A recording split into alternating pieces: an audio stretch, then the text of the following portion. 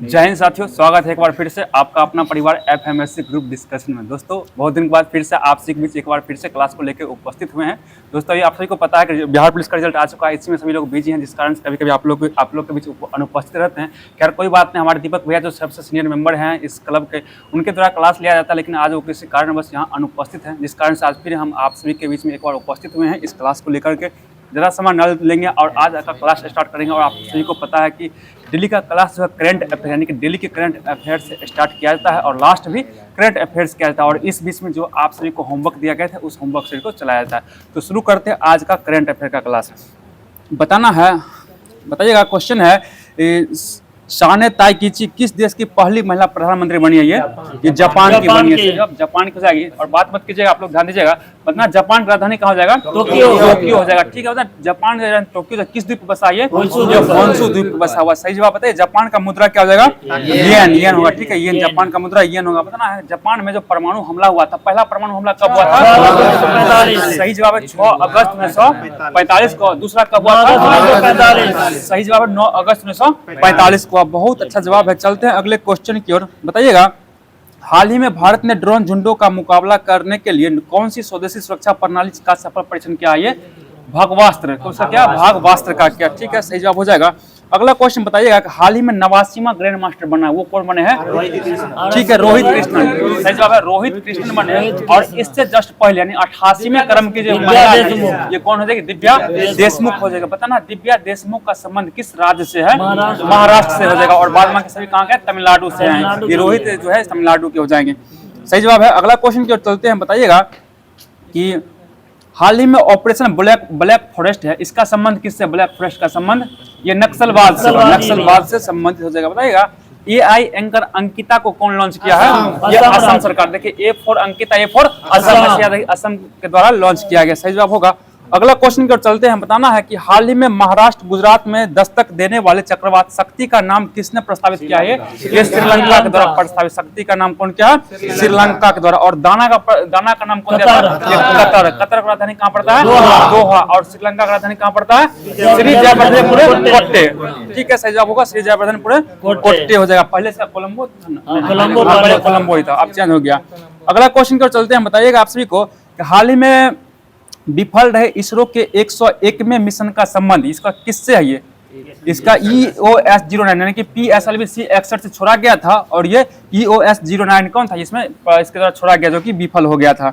अगला क्वेश्चन बताना है कि हाल ही में 12 साल बाद पुष्कर कुंभ कहाँ आयोजन किया गया है? ये उत्तराखंड में। ठीक है, पुष्कर कुंभ लगाया कहाँ? उत्तराखंड में लगाया गया। सही जवाब है। अगला क्वेश्चन बताना है केंद्रीय कोयला और खान मंत्री जी किशन रेड्डी किस राज्य में नामचिक नामफुक पहली वन्यजीव कोयला खदान का शुभारंभ किया है? ये अरुणाचल प्रदेश। ठीक है, अरुणाचल प्रदेश में ही किया गया। बताना आप सभी को कि अरुणाचल प्रदेश स्टेट का गठन किस वर्ष हुआ था? ये 1987 में हुआ। और बताइए इसी के साथ एक और राज्य गठन हुआ था इसमें, गोवा का, और एक और था मिजोरम। गोवा, मिजोरम और अरुणाचल प्रदेश, तीनों का गठन 1987 में ही किया गया था। सही जवाब बताइए। बोमडिला दर्रा किस राज्य में पड़ता है? ये अरुणाचल प्रदेश में। और दीपू दर्रा कहाँ पड़ता है? ये भी अरुणाचल प्रदेश। देखिए दीपू दर्रा जो है अरुणाचल प्रदेश में और दीपू एक जगह है वो असम में पड़ता है, समझे? और वहाँ पे असम राइफल का फिजिकल भी होता है, हम देख के आए वहाँ पे। अगला क्वेश्चन की ओर चलते हैं। बताना आप सभी को हाल ही में दुनिया का पहला मानव मूत्राशय प्रत्यारोपण ये कहाँ हुआ था? अमेरिका में। ये अमेरिका USA कहाँ हुआ था? USA। और USA का 47वें क्रम के राष्ट्रपति कौन हो जाएंगे? डोनाल्ड ट्रंप हो जाएंगे। और वहाँ के उपराष्ट्रपति कौन से हैं? JD Vance. कितने क्रम के? 50वें क्रम के। बहुत अच्छा जवाब, 50वें क्रम के हो जाएंगे। अच्छा जवाब है। अगला क्वेश्चन की चलते हैं। हाल ही में नमो सेमीकंडक्टर प्रयोगशाला कहां स्थापित करने की मंजूरी मिली है? ये IIT भुवनेश्वर में। IIT भुवनेश्वर। और भुवनेश्वर कहां पड़ता है? ओडिशा में पड़ता है। सही जवाब ओडिशा में पड़ता है। बहुत अच्छा जवाब है। अगला क्वेश्चन बताना है आप सभी को कि हाल ही में पहला खेलो इंडिया बीच गेम्स का आगाज कहाँ हुआ है? ये गोखला बीच दादर नगर हवेली में हुआ। ठीक है, और इसमें विजेता कौन रहा था? मणिपुर रहा। सही जवाब मणिपुर रहा था। बहुत अच्छा जवाब है। अगला क्वेश्चन बताइएगा कि हाल ही में पूर्ण कार्यात्मक साक्षरता हासिल करने वाला पहला राज्य कौन बना है? मिजोरम। दूसरा कौन बना है? गोवा। तीसरा त्रिपुरा। सही जवाब हो जाएगा त्रिपुरा बन चुका है। और डिजिटल में केरल हो गया। ठीक है, 100% डिजिटल राज्य केरल हो गया, केरल। ठीक है, अगला क्वेश्चन बताना है आप सभी को हाल ही में प्रधानमंत्री मोदी ने 1000 ITI को उन्नत प्रशिक्षित करने केंद्र में बदलने के लिए कौन सी योजना की घोषणा की है? पीएम सेतु योजना, पीएम सेतु योजना की घोषणा किया गया है इसके लिए। सही जवाब होगा पीएम सेतु हो जाएगा। बताइएगा अगला क्वेश्चन है कि भारतीय तटरक्षक बल का 10वां राष्ट्रीय स्तर का प्रदूषण प्रतिक्रिया अभ्यास कहाँ प्रारंभ होगा? ये चेन्नई में होने वाला, चेन्नई में होने वाला। ठीक है, सही जवाब चेन्नई हो जाएगा। अगला क्वेश्चन बताना है कि हाल ही में चर्चा में रहे पुस्तक एक क्रिकेटर की पत्नी की डायरी का संबंध किससे है? चेतेश्वर पुजारा हो जाएगा। सही जवाब चेतेश्वर पुजारा होगा। बताइए अगला क्वेश्चन है, हाल ही में किसानों की सहायता के लिए महाविस्तार ऐप और डिजिटल सेट्टीशाला किसने लॉन्च किया है? ये महाराष्ट्र के द्वारा ही लॉन्च किया गया, महाराष्ट्र। अगला क्वेश्चन बताइएगा कि हाल ही में कान फिल्म महोत्सव में प्रतिष्ठित पाल्मे डी ओर पुरस्कार से किसे सम्मानित किया गया है? ये जाफर पनाही को सम्मानित किया गया। सही जवाब हो जाएगा। अगला क्वेश्चन बताना है कि हाल ही में केंद्रीय वित्त मंत्री निर्मला सीतारमण ने कहां राष्ट्रव्यापी आपकी पूंजी आपका अधिकार अभियान की शुरुआत की है? ये गुजरात में शुरू किया गया, गुजरात में ये शुरू किया गया। ठीक है, सही जवाब। गुजरात का राजधानी कहाँ पड़ता है? ये गांधीनगर पड़ता है। सही जवाब हो जाएगा। अगला क्वेश्चन बताना है कि हाल ही में देश के सबसे बड़ी एरोस्पेस ग्रैंड टाइटेनियम इकाई का उद्घाटन कहाँ किया गया है? ये लखनऊ में किया गया, लखनऊ हो जाएगा। सही जवाब हो जाएगा। बताइएगा हाल ही में इसरो के प्रमुख ने किसे गगनयान वर्ष घोषित किया? गगनयान वर्ष 2025 को घोषित। और बताइए कैमलीड वर्ष ये किसे घोषित किया गया था? 2024 को घोषित किया गया। और मिलेट वर्ष 2023 को घोषित किया गया। सही जवाब हो जाएगा। अगला क्वेश्चन की ओर चलते हैं। हाल ही में चर्चा में प्रोजेक्ट कूस का संबंध, ये किससे कूस का संबंध? डीआरडीओ से। और डीआरडीओ के वर्तमान अध्यक्ष कौन है? समीर कामत होगा। और डीआरडीओ का स्थापना किस वर्ष हुआ था? 1958 में किया गया। बहुत अच्छा जवाब है, सही जवाब हो जाएगा। अगला क्वेश्चन की ओर चलते हैं। बताना है कि हाल ही में केंद्रीय मंत्री अमित शाह ने कहां निवासियों को मालिकाना हक देने के लिए महाजे घर योजना शुरू किया है? ये गोवा में। महाजे घर योजना कहाँ शुरू है? गोवा में शुरू किया गया। सही क्या? सही जवाब गोवा। और गोवा का राजधानी कहाँ पड़ता है? पणजी पड़ता है। और ठीक है, सही जवाब हो जाएगा। अगला ठीक है, मांडवी नदी किनारे बसा हुआ है। बताइए हाल ही में भारत की पहली जीन संपादित भेड़ किसने विकसित किया? ये शेर ए कश्मीर द्वारा विकसित किया गया। ठीक है, सही जवाब हो जाएगा। बताइएगा हाल ही में AI 3D वीडियो संचार प्लेटफॉर्म बीम किसने लॉन्च किया? बीम ये गूगल के द्वारा लॉन्च किया। और एक ओसेलोट है, ये कौन लॉन्च किया था? अमेजॉन द्वारा। ओसेलोट अमेजॉन द्वारा। ठीक है, अमेजॉन हो जाएगा। अगला क्वेश्चन बताना है कि हाल ही में विश्व शिक्षक दिवस 2025 कब मनाया गया है? 5 अक्टूबर। और राष्ट्रीय शिक्षक दिवस कब मनाते हैं? 5 सितंबर को। एक महीना पहले मना लिया और एक महीना बाद विश्व वाला हो जाता है। यानी 5 सितंबर को राष्ट्रीय वाला और 5 अक्टूबर को विश्व वाला शिक्षक दिवस मनाया जाता है। सही जवाब हो जाएगा। चलते हैं अगले क्वेश्चन की ओर। बताइएगा कि हाल ही में 100% रेल विद्युतीकरण हासिल करने वाला 24वां राज्य या केंद्र शासित प्रदेश कौन बन चुका है? ये गुजरात। सही जवाब गुजरात बन चुका है। बहुत अच्छा जवाब है। अगला क्वेश्चन बताइएगा टाटा एयरबस भारत की पहली निजी हेलीकॉप्टर असेंबली लाइन कहां प्रारंभ करेगा? ये कर्नाटक में करने वाला, कर्नाटक में। सही जवाब हो जाएगा। बताइएगा कि हाल ही में किस देश ने असम के दिग्गज गायक को श्रद्धांजलि देते हुए द्वीप का नाम बदलकर जुबिन गर्ग द्वीप किया? ये सिंगापुर किया। ठीक है, सिंगापुर किया। बताइए सिंगापुर के प्रधानमंत्री कौन है? लॉरेंस वॉग हो जाएंगे। लॉरेंस वॉग हो जाएंगे। ठीक है, सही जवाब हो जाएगा। लॉरेंस वॉग हो जाएगा। अगला क्वेश्चन बताना है कि हाल ही में प्रधानमंत्री मोदी ने किस राज्य के 50 साल पूरा होने पर स्मारक सिक्का और डाक टिकट जारी किया है? ये सिक्किम का। और सिक्किम का गठन किस वर्ष किया गया था?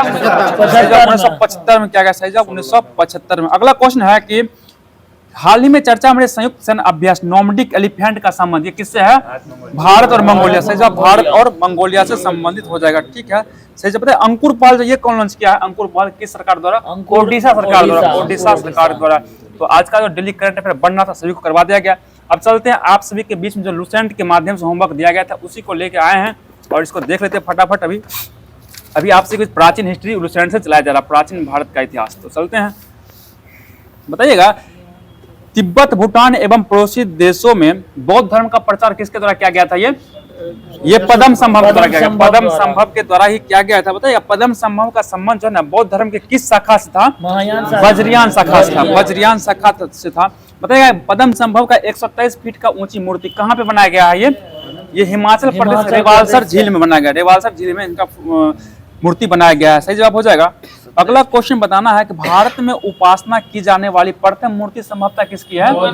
ये गौतम बुद्ध की। गौतम बुद्ध की हो जाएगा। सही जवाब हो जाएगा। अगला क्वेश्चन बताइएगा कि स्तूप वैदिक काल से भारत में प्रचलित है, इसका मतलब क्या होता है? ये समाधान या टीला होता है। समाधान या टीले होते हैं जिसमें क्या करते हैं? मृतकों को अवशेष को उसमें रखा जाता है। सही जवाब हो जाएगा। बताइएगा किसके शासन काल में जो है ना स्तूप काल अपने चरम उत्कर्ष पे था?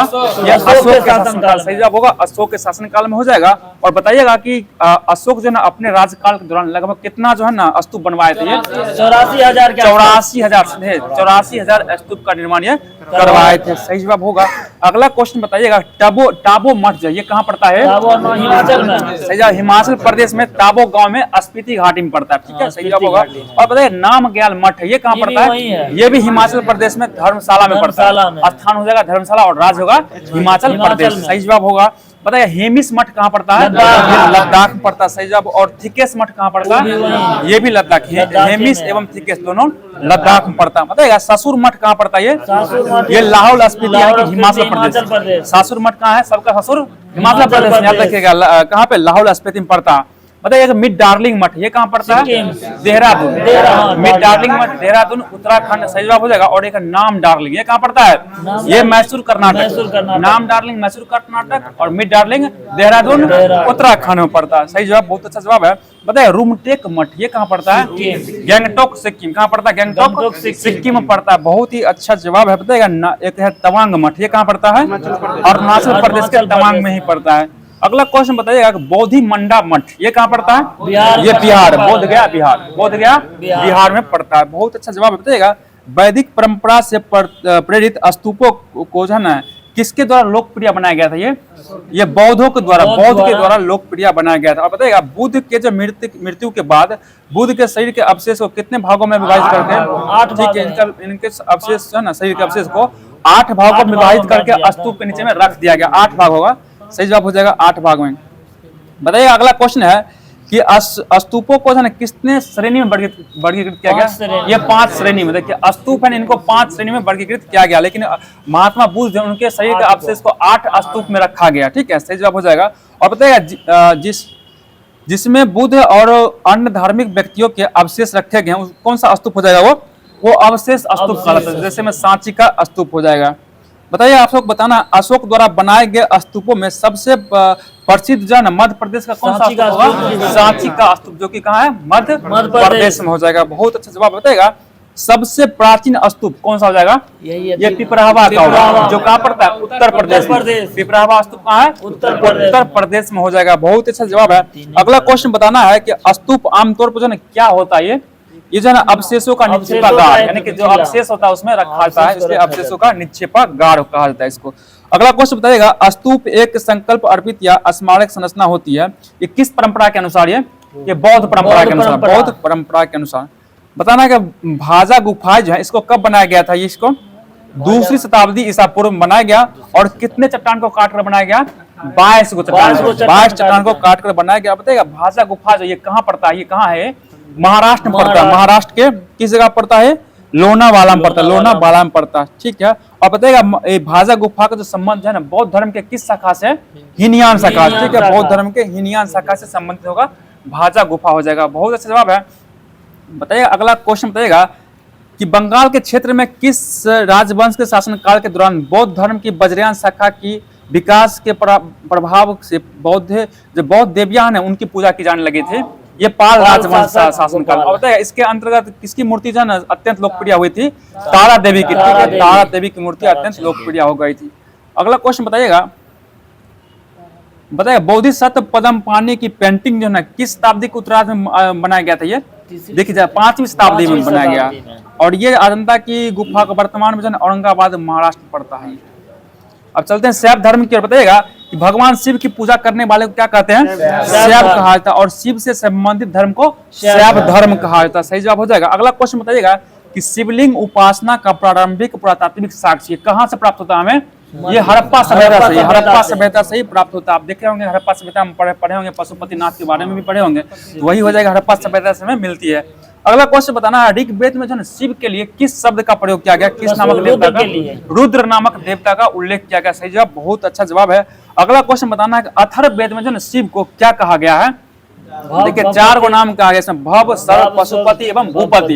ये सब अथर्ववेद में ही कहा गया। शिव भगवान को कहा गया। शिव मतलब भोला बाबा, समझ रहे ना, जिसको सावन में जाकर जल ढार देते हैं। समझ रहे बात को? अगला क्वेश्चन बताना है, लिंग पूजा का पहला स्पष्ट वर्णन ये कहां से मिलता है? मत्स्य पुराण से। सही जवाब, मत्स्य पुराण से मिलता है। अगला क्वेश्चन बताइएगा, महाभारत के किस पर्व से जो है ना लिंग पूजा का मिलता है प्रमाण? ये अनुशासन पर्व से। कहां से मिलता है? अनुशासन पर्व से मिलता है, जो महाभारत का हो जाएगा। अगला क्वेश्चन बताइएगा कि रुद्र के पत्नी के रूप में पार्वती का नाम कहां मिलता है? ये तैत्तिरीय अरण्यक में। कहां मिलता है? तैत्तिरीय अरण्यक में मिलता है। सही जवाब होगा। अगला क्वेश्चन बताइएगा, शिव की पत्नी का सौम्य रूप है, इनका नाम बताइए, दो चार को पांच को नाम बता दीजिए आप लोग। गौरी, देखिए पद्मा होगा, पार्वती, उमा, गौरी एवं भैरवी, ये सही पार्वती का ही नाम है, जो ठीक है शिव की भगवान की पत्नी हो जाएगी। बताइएगा, आपसे को बताना है कि आजीवक संप्रदाय इसका संस्थापक कौन है? सही जवाब है मोखलीपुत्र गोसाल हो जाएगा। और बताना घोर औकिर्यवादी संप्रदाय के संस्थापक ये पूरन कश्यप। पूरन कश्यप घोर औकिर्यवादी के संस्थापक कौन है? पूरन कश्यप है। और यादृच्छवाद के संस्थापक कौन हो जाएंगे? ये आचार्य अजित। ठीक है, यादृच्छवाद संप्रदाय के संस्थापक कौन है? आचार्य अजित है। और भौतिकीवादी का संस्थापक कौन होंगे? ये पकुद कच्चायन। कौन होंगे? पकुद कच्चायन होंगे। और एक अनिश्चयवादी संप्रदाय के संस्थापक कौन है? ये हो जाएंगे आपको संजय बैठली। कौन सा है? संजय बैठली। इसको अच्छा से याद कीजिए, इसमें से एगो क्वेश्चन पूछ देता है, फट से पूछ देगा, गड़बड़ा जाइएगा। अगला बताइएगा आपसे को कि शैव संप्रदाय की संख्या 4 बताई गई, किस पुराण में बताया गया?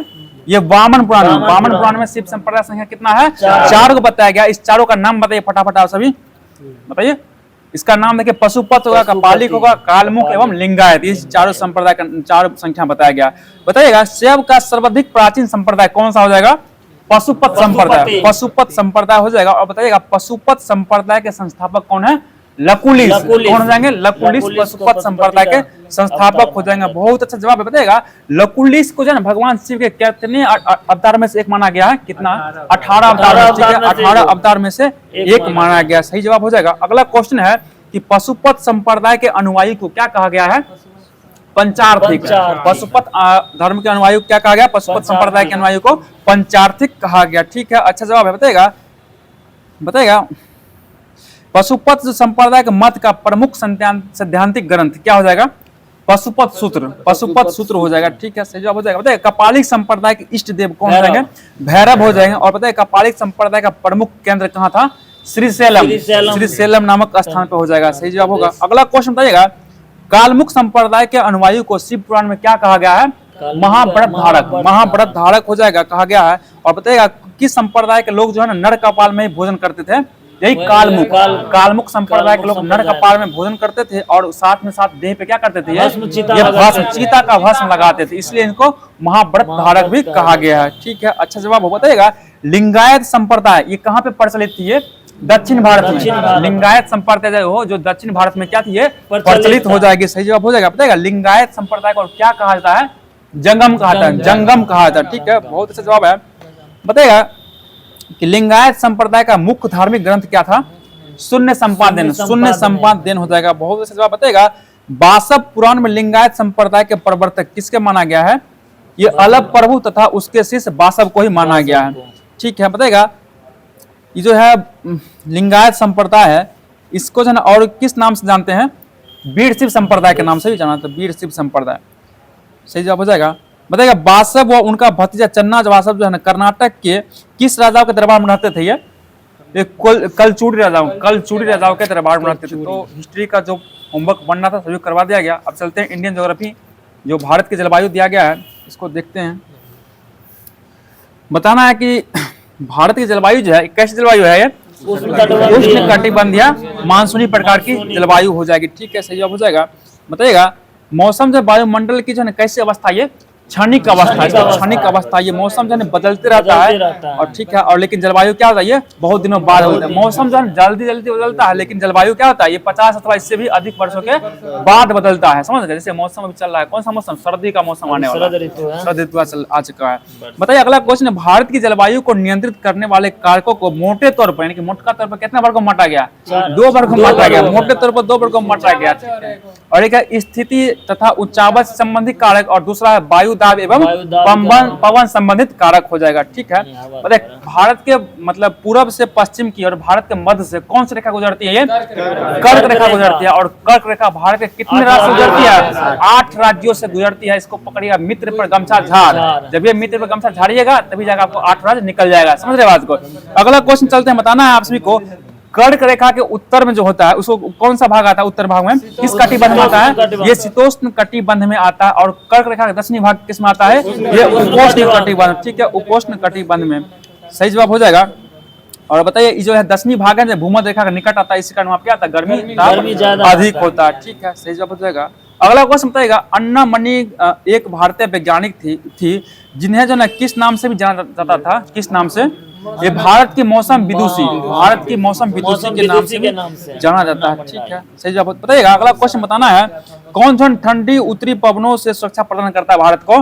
हिमालय पर्वत करता है। ठीक है, हिमालय पर्वत ही करता है। अगला क्वेश्चन है, देखिए हिमालय पर्वत जो उधर से जो ठंडी हवा जाता है ना उसको क्या रोक देता है, और रोकने के बाद क्या करता है? अपना सुरक्षा प्रदान करता है, इसलिए इसको कहा गया। बताना अगला क्वेश्चन, ऊंचाई के साथ तापमान क्या होता है? घटता है। तापमान घटता है, इसलिए जितना अधिक ऊंचाई पर जाएगा उतना ठंडा क्या होगा? उतना अधिक होगा, और गर्मी क्या कमते जाएगा। जैसे जम्मू कश्मीर ऊंचाई पड़ता है, पहाड़ी इलाका है, वो ठंडा क्या सभी दिन ठंडे रहता है, और अपना इन्हें क्या अभी ठंडा शुरू हुआ है, यानी गर्मी इधर ज्यादा रहता है। अगला क्वेश्चन बताइएगा, आप सभी को बताना है, उच्चावच के आधार पर भी जलवायु का परिवर्तन क्या आता है? बताइए। अगला क्वेश्चन है, भारत की स्थानीय जलवायु में पाई जाने वाली विविधता को निम्नलिखित 3 कारकों की क्रिया या विधि को जानना आवश्यक है। ये हो जाएगा वायु दाब एवं पवनों का धारा पर वितरण, भूमंडलीय मौसम के नियंत्रण करने वाले कारकों, और एक होगा शीतकाल में पश्चिम विक्षोभ तथा दक्षिणी पश्चिम मानसून हो जाएगा। बताइएगा कि शीत ऋतु में भारत का मौसम मध्य एवं पश्चिमी एशिया में वायु दाब के वितरण से प्रभावित होता है। ये जो इस वायु दाब पता है इसका जो केंद्र कहाँ हो जाएगा? इसका हिमालय के उत्तर में तिब्बत पर उच्च वायु दाब केंद्र स्थापित होने के कारण ये सब होता है। बताइएगा जेट प्रभाव जो है, जेट प्रभाव ये कितना किलोमीटर में आता है? कितना किलोमीटर की ऊंचाई पर है? 9 से 13 किलोमीटर। ठीक है, 9 से 13 किलोमीटर की ऊंचाई पर आता है। बताना आप सभी को कि गर्मी का मौसम शुरू होने पर जब सूर्य उत्तरायण स्थिति में आता है, उपमहाद्वीप में निम्न तथा उच्च दोनों ही स्तरों पर वायु परिसंचरण की उत्क्रमण हो जाता है। जुलाई के मध्य तक धरातल के निकट निम्न वायु दाब पेटी है। इसे क्या कहा जाता है? इसको ITCZ, इसको ही अंत उष्ण कटिबंध अभिसरण क्षेत्र कहा जाता है। ठीक है, सही जवाब हो जाएगा। बताना है कि सबसे अधिक वर्षा जो होता है भारत में किस मानसून से होता है? दक्षिण पश्चिम मानसून। दक्षिण पश्चिम मानसून का शुरुआत किस महीना में होता है? जून महीना होता है, और जून महीना केरल के तट पर वर्षा करवाता है। इसी को मानसून विस्फोट कहा जाता है उसको। अगला क्वेश्चन बताना है, जून में प्रायद्वीप के दक्षिणी भाग पर पूर्वी जेट प्रभाव जो है कितना किलोमीटर प्रति घंटा गति से चलता है? ये 90 किलोमीटर प्रति घंटा की रफ्तार से चलता है। बताना यह जेट प्रभाव जो है अगस्त महीना में कितना डिग्री अक्षांश पर रहता है? ये 15 डिग्री अक्षांश पर होता है, और वही सितंबर महीना में 22 डिग्री उत्तरी अक्षांश पर स्थित हो जाता है।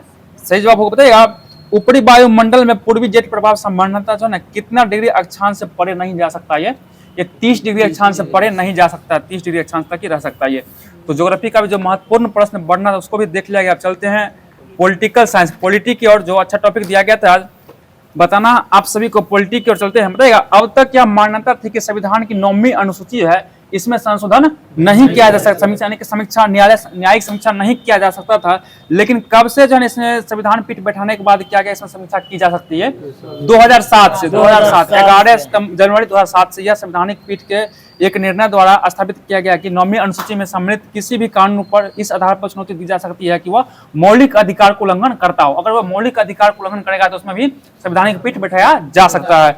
चलते हैं अगले क्वेश्चन की ओर। बताइएगा 10वीं अनुसूची हो, इसको किस वर्ष जोड़ा गया था? 1985 में। सही जवाब है 1985 में। किस संविधान संशोधन द्वारा? ये 52वां संविधान संशोधन 1985 में 10वीं अनुसूची को जोड़ा गया। और 10वीं अनुसूची में क्या बात कहा गया है? दल बात कहा गया। मास्टर साहब आप पर ध्यान है मेरा, टेंशन मत लीजिए, एक बार उठा देंगे फिर से बीच में। अगला क्वेश्चन बताइएगा 11वीं अनुसूची इसको कब जोड़ा गया है? 73वां संविधान संशोधन 1993 में जोड़ा गया। ठीक है, 73वां संविधान संशोधन 1993 में जोड़ा गया। सही जवाब होगा। अगला क्वेश्चन बताना 11वीं अनुसूची में किसका चर्चा किया गया है? पंचायतों के बारे में। किसका चर्चा है? पंचायत के बारे में। और इस अनुसूची में पंचायत के लिए कितना विषय दिया गया है? 29 विषय दिया गया। बहुत अच्छा जवाब है। अगला क्वेश्चन बताइएगा 12वीं अनुसूची जो है इसको किस वर्ष जोड़ा गया है? इसको भी 1993 में ही जोड़ा गया है। और लेकिन इसके लिए संविधान संशोधन कौन था? 74वां। देखिए पंचायत के लिए 73 था और इसके नगर निगम वाला था ये 74वां संविधान संशोधन, जो कि 12वीं अनुसूची जोड़ा गया। और बताइए 12वीं अनुसूची में कितना विषय दिया गया है? 18 विषय जो कि नगर निगम के बारे में सारा जानकारी मिलता है। अब बताना है बताइए संघ एवं उसका राज क्षेत्र, इसका चर्चा किस भाग में है? भाग 1 हो जाएगा। और अनुच्छेद कितना तक होगा? ये 1 से 4, अनुच्छेद 1 से 4 होगा। और नागरिकता का चर्चा किस अनुच्छेद में है? अनुच्छेद 5 से 11। और अनुच्छेद है 5 से 11, तो भाग कौन सा होगा? भाग 2 होगा। और मौलिक अधिकार चर्चा किस अनुच्छेद में है? 12 से 35, 12 से 35 और भाग 3 हो जाएगा। ठीक है, अगला क्वेश्चन बताइएगा, राज्य का नीति निर्देशक तत्व किस भाग में है? भाग 4 में होगा। और अनुच्छेद 36 से 51, ठीक है, 36 से 51। मूल कर्तव्य किस भाग में है? 4 के क, अनुच्छेद 51 के क। बताइए टोटल मौलिक कर्तव्य की संख्या कितना है? अभी 11 हो जाएगा। और 11वां मौलिक कर्तव्य को कब जोड़ा गया था? सही जवाब है 86वां संविधान संशोधन 2002 में ही जोड़ दिया गया था। मतलब संघ का चर्चा किस अनुच्छेद से, किस अनुच्छेद में है? देखिए 52 से अनुच्छेद 151 तक है। भाग पूछेंगे तो 5 हो जाएगा। भाग कौन सा है? 5 हो जाएगा। ठीक है, सही बताइए किस भाग को जो निरस्त कर दिया गया है? भाग 7 को, भाग 7 को निरस्त कर दिया गया। बताइए भाग 6 में किसका चर्चा है? राज्य का चर्चा। भाग 6 में राज्यों के बारे में बताया गया, जैसे बिहार राज्य, यूपी राज्य है ना, इस सब के बारे में भाग 6 में चर्चा किया गया। बताना है कि भाग 6 में अनुच्छेद कहां से कहां तक है? ये सही जवाब है अनुच्छेद 152 से 237 तक है। अनुच्छेद 152 से 237 हो जाएगा। बताइए भाग 8 में किसका चर्चा है? संघ राज्य क्षेत्र, संघ राज्य क्षेत्र में चर्चा भाग 8 में हो जाएगा। और अनुच्छेद कहां से कहां तक है? अनुच्छेद 239 से 242, अनुच्छेद 239 से 242। देखिए अनुच्छेद 238 जो है भाग 7 में था और इसी को निरस्त कर दिया, यानी समाप्त कर दिया गया। अगला क्वेश्चन बताइएगा, भाग 9 में किसके बाद कहा गया, किसकी चर्चा है? पंचायत के बारे में कहा गया। और पंचायत, इसका अनुच्छेद कौन सा हो जाएगा? 243 से क से 9 तक है इसका। बताइए भाग 9 के क में क्या है? नगर पालिका है। भाग 9 के क में नगर पालिका है। और अनुच्छेद क्या होगा? 243 के तो से यो 6 तक, यो 6 तक हो जाएगा। समझ रहे ना? वो आप पढ़े होंगे, सब पकड़ लीजिएगा इसको। अगला बताना है कि 9 के ख में किसके बाद कहा गया? इसमें सहकारिता। 9 के ख में सहकारिता समिति, सहकारी समिति के बाद कहा गया। और अनुच्छेद होगा 243 के यो जो से यो 9 तक हो जाएगा। अगला क्वेश्चन बताइए, भाग 10 में क्या है? अनुसूचित जाति एवं जनजातीय क्षेत्र के बारे में बताया गया। और यह अनुच्छेद 244 के क तक है। अगला क्वेश्चन बताना है आप सभी को, भाग 11 में क्या है? संघ और राज्यों के बीच संबंध, संघ एवं राज्यों के बीच संबंध होगा। और 245 से 263 अनुच्छेद हो जाएगा। भाग 12 में किसका चर्चा किया गया? भाग 12 में जो हो जाएगा आपको वित्तीय संपत्ति संविदाओं के बारे में बताया गया। इसमें ना संपत्ति के अधिकार को उठाकर भाग 12 है, भाग 12 में डाला गया और अनुच्छेद 300 के क में डाल दिया गया। और भाग 12 में जो अनुच्छेद है कहां से कहां तक होगा? ये अनुच्छेद 264 से लेकर 300 के क तक, अनुच्छेद 264 से 300 के क तक हो जाएगा। भाग 13 में क्या होगा? भारत के राज्य क्षेत्र के भीतर व्यापार वाणिज्य एवं समागम की स्वतंत्रता, ये भाग 13 में होगा। और अनुच्छेद 301 से 307 तक हो जाएगा। तो भाग 14 में क्या है? संघ एवं राज्यों के अधीन सेवाएं। और अनुच्छेद कहां से कहां तक है? 308 से 323 तक हो जाएगा। भाग 14 का क में अधिकरण हो जाएगा। इसमें अनुच्छेद कितना हो जाएगा? 323 का क और 323 का ख ही हो जाएगा। मतलब भाग 15 में क्या है? निर्वाचन। निर्वाचन का मतलब चुनाव होता है। और चुनाव जो बिहार में शुरू होने वाला नवंबर में। चलते हैं अगले क्वेश्चन क्या बताएगा, निर्वाचन चर्चा जब किस अनुच्छेद तक है? ये अनुच्छेद 324 से 329 तक, अनुच्छेद 324 से 329 तक हो जाएगा। सही जवाब हो जाएगा। अगला क्वेश्चन बताना है, भाग 16 में है। इसमें क्या है? भाग 16 में इसमें कुछ वर्गों के संबंध में विषय उपबंध है, जो कि अनुच्छेद 330 से 342 तक हो जाएगा। बताइए भाग 17 में क्या हो जाएगा? राजभाषा। भाग 17 में राजभाषा की चर्चा, जो अनुच्छेद 343 से 351 का बीच हो जाएगा। बताइए भाग 18 में क्या है? आपात उपबंध, आपात उपबंध। और बताइए आपात उपबंध का चर्चा किस अनुच्छेद में है? अनुच्छेद 352 से 360 तक हो जाएगा। बताइए भाग 19 में क्या हो जाएगा? प्रकीर्णन होगा, जो अनुच्छेद 361 से 367 में है। बताइए भाग 20 में क्या है? संविधान संशोधन, जो कि दक्षिण अफ्रीका से लिया गया है। और इसका चर्चा अनुच्छेद 368 में किया गया है। चलिए अगला क्वेश्चन बताइएगा, अस्थायी संक्रमणशील एवं विशेष उपबंध, ये किस अनुच्छेद में है?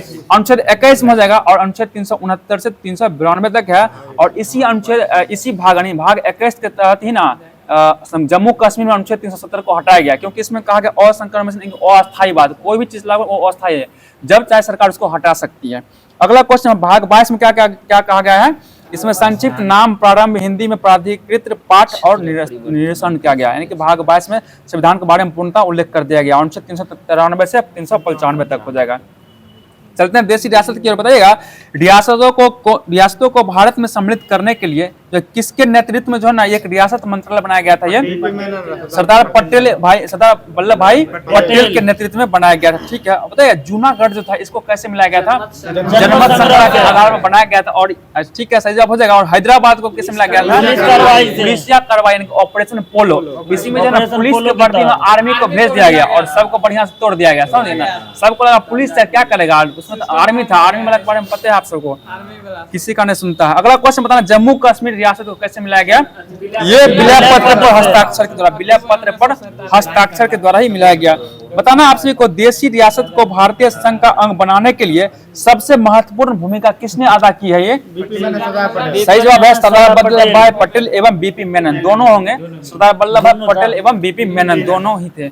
अगला क्वेश्चन बताना है, भारत राज्यों का संघ है, ठीक है, इसमें कितना राज्य और कितना केंद्र शासित प्रदेश है, 28 राज्य एवं 8 केंद्र शासित प्रदेश हो जाएगा। अगला क्वेश्चन बताना, भारत अर्थात इंडिया राज्यों का संघ है, ये किस अनुच्छेद में कहा गया, ये अनुच्छेद 1 में कहा गया। ठीक है, सही जवाब अनुच्छेद 1 में ही कहा गया। अगला क्वेश्चन बताइएगा, राज्य और उनके राज्य क्षेत्र वे होंगे जो पहली अनुसूची में विनिर्दिष्ट है, ये किस अनुच्छेद में है, ये भी अनुच्छेद 1 में ही हो जाएगा, 1 में ही है। बताइए अगला क्वेश्चन है कि भारत के राज्य क्षेत्र में अर्जित किए गए अन्य राज्य क्षेत्र समाविष्ट होंगे, ये भी किस अनुच्छेद में है, ये अनुच्छेद 1 में ही हो जाएगा।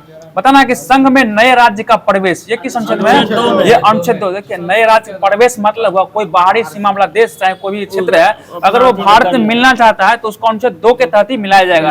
जैसे कि सिक्किम हो जाए, सिक्किम पहले भारत का अंग नहीं था, वो पहले एक अलग था, ठीक है ना, तो उसको वो फिर अनुच्छेद 2 के तहत 1975 में मिला है भारत में। ठीक है, अगला क्वेश्चन बताइएगा कि किस अनुच्छेद में नए राज्यों का निर्माण और वर्तमान राज्यों के क्षेत्र में सीमा नाम में परिवर्तन किया गया है, ये अनुच्छेद 3। जैसे देखिए अनुच्छेद 3 के तहत ही बिहार से झारखंड अलग हुआ था, उत्तर प्रदेश से कौन अलग, उत्तराखंड अलग हुआ था, ये सभी अनुच्छेद 3 के तहत ही अलग हुआ था। बताइए अगला क्वेश्चन बताना आप सभी को, भारत भाषा के आधार पर राज्यों का पुनर्गठन उचित है या नहीं, इसकी जांच के लिए संविधान सभा ने किसकी अध्यक्षता में जो है ना एक आयोग का गठन किया गया था, ये एसके धर के अध्यक्षता में किया गया। और एसके धर जो कहाँ के उच्च न्यायालय के अवकाश प्राप्त न्यायाधीश थे, ये इलाहाबाद उच्च न्यायालय के अवकाश प्राप्त न्यायाधीश हो जाएंगे। और जो है ये एसके धर कमेटी जो है ये कैसा मतलब राज्य गठन के लिए क्या बताया था, ये प्रशासनिक आधार बता दिए, ये भाषा आधार नहीं मतलब, लेकिन प्रशासनिक आधार ये बता दिए थे। बताइएगा अगला क्वेश्चन बताना आपसी को, धर आयोग जो है ना, धर आयोग के लिए जो है ना, धर आयोग को निर्णय के परीक्षण करने के लिए कांग्रेस कार्य समिति ने अपने किस अधिवेशन में जो इसको मान्यता मिल रहा था, ये जयपुर अधिवेशन में किया था। और इसमें 3 को जवाहरलाल नेहरू, वल्लभ भाई पटेल और पट्टाभी सीतारामैया की समिति में इसका गठन किया गया था। जेबीपी समिति इसको कहा था, जेबीपी समिति, नेहरू पटेल एवं सीतारामैया हो जाएगा। बताइए अगला क्वेश्चन है कि जो जेबीपी समिति के विफल के बाद जो है ना तेलुगु भाषाई कौन थे जो किसके नेतृत्व में आंदोलन प्रारंभ कर दिया गया था, ये पेट्टी श्रीरामुलु के नेतृत्व में वहां पे आंदोलन प्रारंभ कर दिया, जो आंध्र प्रदेश में हो जाएगा। और ये तेलुगु भाषा के आधार पर राज्य मांगने प्रथम राज था। हाँ आगे आ रहे हैं, सुनिए ना। पता है पेट्टी श्रीरामुलु जो है इनका निधन हो गया था, कितने दिन के उपवास, ये 58 दिन के कारण 58 दिन आमरण अनशन बैठे और 58 दिन के बाद इनका निधन हो गया था। और बताना आप सभी को इनका निधन किस तिथि को हुआ था, बताइएगा आप सभी को, 15 दिसंबर 1952 को, 15 दिसंबर 1952 को पेट्टी श्रीरामुलु का निधन हो गया। और उसी समय वहां पे दंगा फसाद होने लगा, जिस कारण जवाहरलाल नेहरू जो है ना जल्दी क्या किए, एक भाषाई आधार पर एक राज्य का गठन कर दिए। और वही पूछा जाता है कि भाषा आधार पर गठित होने वाला पहला राज्य कौन सा होगा, आंध्र प्रदेश है। और इसका गठन किस तारीख को हुआ था, 1 अक्टूबर 1953, 1 अक्टूबर 1953 को ही किया गया था। भाषाई आधार पर आंध्र प्रदेश का पहला गठन किया गया था, सही जवाब हो जाएगा। बताना आप सभी को, आंध्र प्रदेश का जब उसमें गठन हुआ था उस समय इसकी राजधानी कहाँ बनाया गया था, कुर्नूल को बनाया गया। ठीक है, कुर्नूल को ही बनाया गया था, सही जवाब हो जाएगा। पता है राज्य पुनर्गठन आयोग का अध्यक्ष कौन थे, ये फजल अली थे। ठीक है, फजल अली थे। और इसके अन्य सदस्य भी थे, वो कौन हो गए, ये हृदयराज कुंजरू एवं और कौन थे, के.एम. पन्नीकर थे। पता है राज्य पुनर्गठन अधिनियम किस वर्ष पास किया गया था, ये 1956 में पास किया। इसका गठन किस वर्ष हुआ था, 1953 में ही गठन कर दिया गया। ठीक है, और बताए राज्य पुनर्गठन के अनुसार कितने राज्य और कितने केंद्र शासित प्रदेश बनाया गया था, 14 राज्य एवं 14 + 6 का था, 14 राज्य और 6 केंद्र शासित प्रदेश बनाया गया था। ठीक है, सही जवाब हो जाएगा। बताइएगा आप सभी को बताना है कि आंध्र प्रदेश का गठन कब हुआ था? 1 अक्टूबर 1953 में। महाराष्ट्र गठन कब हुआ था? 1 मई 1960। महाराष्ट्र और गुजरात दोनों गठन 1 मई 1960 को ही किया गया। नागालैंड का गठन 1963। 1 दिसंबर 1963 को किया गया था। हरियाणा का गठन किस वर्ष हुआ था? 1 नवंबर 1966 को ही किया गया था। हिमाचल प्रदेश का गठन किस वर्ष किया गया? 25 जनवरी 1971 को। हिमाचल प्रदेश का गठन 25 जनवरी 1971 को ही किया गया था। और मेघालय, मिजोरम और मणिपुर, मेघालय, मणिपुर एवं त्रिपुरा, इसका गठन कब हुआ था? ये 1972 में 21 जनवरी 1972 तीनों का गठन हुआ था। मतलब सिक्किम का गठन कब हुआ था? ये 16 मई 1975 को हुआ। और मिजोरम का गठन कब हुआ था? ये ठीक है, मिजोरम एवं अरुणाचल प्रदेश दोनों का गठन 20 फरवरी 1987 किया गया था। गोवा का गठन कब हुआ था? 30 मई 1987। 30 मई 1987 को। छत्तीसगढ़ का गठन कब हुआ था? 1 नवंबर 2000। डेट याद रखिए, सब पूछ देगा। उत्तराखंड गठन कब हुआ था? 9 नवंबर 2000 को हुआ था। झारखंड गठन 15 नवंबर 2000 गठन किया गया था। बताए 15 नवंबर 2000। बताए तेलंगाना जो है, इसका गठन कब हुआ था? 2 जून 2014 गठन हुआ था। बताएगा तेलंगाना का जब गठन हुआ था, कितने राज्य के रूप में गठन किया गया था? 29वां राज्य के रूप में गठन किया। लेकिन अभी कितना राज्य है? 28 राज्य, क्योंकि जम्मू कश्मीर को क्या करे, तोड़ दिया गया और उसको केंद्र शासित प्रदेश बना दिया गया। 2019 में 2019 बनाया गया था उसको। ठीक है, तो जो भी पॉलिटिकल साइंस का होमवर्क दिया गया सभी को समाप्त कर दिया गया। और पेज नंबर ये ठीक है, तो विविध का भी देख लेते हैं फटाफट। बताइएगा वेल्थ ऑफ नेशन पुस्तक किसका हो जाएगा? ये एडम स्मिथ का। ठीक है, एडम स्मिथ का ही पुस्तक हो जाएगा। बताइए अगला क्वेश्चन है, हु वेयर द सुद्वाज, ये किसका हो जाएगा पुस्तक? ये भीमराव अम्बेडकर, डॉक्टर BR अम्बेडकर का हो जाएगा। बताइए अगला क्वेश्चन है, बताना है कि the world as I see it, ये किसका पुस्तक है? ये अल्बर्ट आइंस्टीन का, अल्बर्ट आइंस्टीन का होगा। बताएगा एयरपोर्ट पुस्तक किसका हो जाएगा? ऑर्थर हेले का। एयरपोर्ट पुस्तक किसका है? ऑर्थर हेले का होगा। अगला क्वेश्चन है प्राइस ऑफ पावर, ये किसका पुस्तक है? सैमुअल हर्श, सैमुअल हर्श का हो जाएगा। बताएगा डिवाइन कॉमेडी, ये किसका पुस्तक है? दांते का। डिवाइन कॉमेडी दांते का पुस्तक हो जाएगा। बताएगा ओडिसी किसका पुस्तक होगा? ओडिसी होमर का हो जाएगा। और इलियड, ओडिसी और इलियड दोनों होमर का ही पुस्तक हो जाएगा। बताइए प्रिंसिपिया, ये किसका पुस्तक है? न्यूटन का पुस्तक हो जाएगा। बताइए ट्रॉपिक ऑफ कैंसर, ये पुस्तक किसका होगा? हेनरी मिलर का। Tropic of Cancer Henry Miller का पुस्तक हो जाएगा। बताइए रिपब्लिक, ये पुस्तक किसका है? प्लेटो का। रिपब्लिक प्लेटो का हो जाएगा। बताइएगा पैराडाइज लास्ट, ये किसका पुस्तक है? जॉन मिल्टन का। ठीक है, जॉन मिल्टन का ही होगा। बताना आपसे को फॉर्म हाउस, ये किसका पुस्तक है? जॉर्ज आरविल का। जॉर्ज आरविल का होगा। और एक और है एनिमल पार्क, ये किसका होगा? जॉर्ज आरविल का ही पुस्तक होगा। बताइए ग्रेट ट्रेजेडी, ये किसका पुस्तक है? Z.A. भुट्टो। Z.A. भुट्टो। बताइए मदर पुस्तक किसका? मदर मैक्सिकम गोर्की का। मैक्सिकम गोर्की का हो जाएगा। बताइए मीन कैप, ये किसका पुस्तक है? एडोल्फ हिटलर का हो जाएगा। अगला क्वेश्चन बताइएगा, बताइएगा the wonder that was India, ये किसका होगा? ये पुस्तक A.L. वासम, A.L. वासम का होगा। बताइए पॉलिटिक्स पुस्तक, ये किसका है? ये अरस्तु का हो जाएगा। पॉलिटिक्स पुस्तक अरस्तु का है। बताइए ना आपसे बताइएगा द लाइफ ऑफ कंट्रस्ट, ये पुस्तक किसका है? डायनामोस्की का। डायनामोस्की का। बताइएगा वार एंड पीस, ये किसका पुस्तक है? ये लियो टॉल्स्टॉय का होगा। बताइए राइजिंग द स्मार्ट, ये पुस्तक हेराल्ड मैकमिलन, हेराल्ड मैकमिलन का होगा। बताइए मदर इंडिया पुस्तक किसका है? कैथरीन मेयो, कैथरीन मेयो का हो जाएगा। बताइए द सोशल कॉन्ट्रैक्ट, ये किसका पुस्तक है? रूसो का हो जाएगा। अच्छा जवाब बताइएगा हिंदू सिविलाइजेशन, ये किसका पुस्तक है? J.M. बेरी का। J.M. बेरी का हो जाएगा। बताइए द प्रिंस, ये किसका पुस्तक है? मैकियावेली का होगा। बताइए on the art of war, ये किसका पुस्तक है? ये भी मैकियावेली का पुस्तक होगा। बताइए डिसेंट ऑफ मैन, ये किसका पुस्तक है? चार्ल्स डार्विन का। चार्ल्स डार्विन का। बताइए फेयरवेल टू इंडिया, ये किसका पुस्तक है? एडवर्ड थॉमसन का। एडवर्ड थॉमसन का पुस्तक हो जाएगा। बताइएगा गैदरिंग एस्टोमर्स, ये किसका पुस्तक है? विसेंट चर्चिल का होगा। विसेंट चर्चिल का पुस्तक हो जाएगा। तो जो महत्वपूर्ण पुस्तक था उसको भी देख लिया गया। यानी कि लुसेंट का जो होमवर्क था सभी को समाप्त कर दिया गया। अब चलते हैं आपसे मध्य जो दृष्टि का क्विक बुक चलाया था साइंस का, उसको भी देख लेते हैं फटाफट। इसमें अभी केमिस्ट्री का होमवर्क दिया गया था। बताइएगा धातु जो है, धातु क्या होते हैं? ये चमकीले होते हैं। और ये ताप एवं विद्युत क्या होता है? ये सुचालक हो जाएगा। सही जवाब हो जाएगा। बताइएगा इसको जो तन अर्थात तार के रूप में क्या करते हैं, इसको खींचा जा सकता है। सही जवाब हो जाएगा। बताएगा इसको औघात वर्ध होता है, इस कारण से क्या करते हैं, पीट कर महीन से महीन चादर ढाला जा सकता है। पढ़े थे सोना सबसे अधिक क्या होता है, औघात वर्ध कौन सा होता है, सोना होता है। इसको जितना मन उतना पीट पीट के पतला कागज सामान बना सकते हैं आप। ठीक है, बताएगा सोना चांदी लोहा तांबा पोटेशियम में किसका उदाहरण है, ये धातु का उदाहरण, धातु का ही उदाहरण हो जाएगा। बताएगा और धातु जो है ये रंग में कैसे होते हैं, ये विभिन्न रंग होते हैं। और धातु रंग में विभिन्न रंगों के होते हैं। और बताइए और धातु जो है ताप और विद्युत के क्या होते हैं, ये कुचालक होते हैं। धातु क्या होते हैं, सुचालक होते हैं। सही जवाब होगा। बताना अगला क्वेश्चन है कि धातु जो चमकीला प्रतिनिधि पूर्ण और औघात वर्ध होता है या नहीं होता है, ये नहीं होता, और धातु नहीं होता है। मतलब hydrogen oxygen iodine carbon bromine chlorine ये सब क्या है, ये अधातु है। ये अधातु का उदाहरण हो जाएगा। पता है कुछ तत्व धातु और अधातु के बीच गुणों को दर्शाते हैं, उसे क्या कहते हैं, उसको उपधातु कहते हैं। उपधातु बताइए बोरोन सिलिकॉन जर्मेनियम ये क्या है, ये उपधातु होगा, उपधातु हो जाएगा।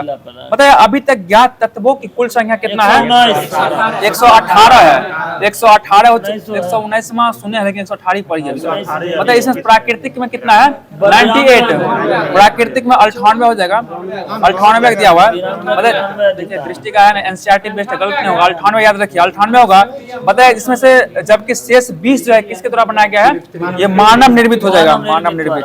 ठीक है, बताइएगा इसमें से कितना जो है ना कमरे के ताप पर गैस अवस्था में पाया जाता है, 11 को गैस अवस्था में 11 और पता ना कितना जो है ना ये तरल अवस्था में पाया जाता है, 2 को कमरा के ताप पर तरल अवस्था में 2 को पाया जाता है। ठीक, 12 और ब्रोमीन। 12 क्या है, धातु है, ब्रोमीन क्या है, धातु। पूछता है कौन सा धातु है जो धातु, ब्रोमीन पूछते हैं कौन सा धातु द्रव अवस्था में पाया जाता है, क्या होगा 12 होगा। और क्या कौन सा अधातु द्रव अवस्था में क्या होगा, ब्रोमीन हो जाएगा। ठीक है, ब्रोमीन हो जाएगा। अगला क्वेश्चन की ओर चलते हैं। बताइएगा वह पदार्थ जो 2 या 2 से अधिक तत्वों के नियत अनुपात में रासायनिक तौर पर संयोजन से बनता है उसे क्या कहा जाता है, उसको यौगिक कहा जाता है, यौगिक कहा जाता है। ठीक है, बताना पानी हाइड्रोजन और ऑक्सीजन तत्वों के नियत अनुपात में रासायनिक संयोजन बनाना क्या कहलाएगा, ये यौगिक ही कहलाएगा। देखिएगा जिसका सूत्र निकल जाएगा वो यौगिक होगा। ठीक है, जिसका भी सूत्र बन गया वो यौगिक होगा और जिसका सूत्र नहीं बना वो मिश्रण हो जाएगा, ध्यान रखिएगा।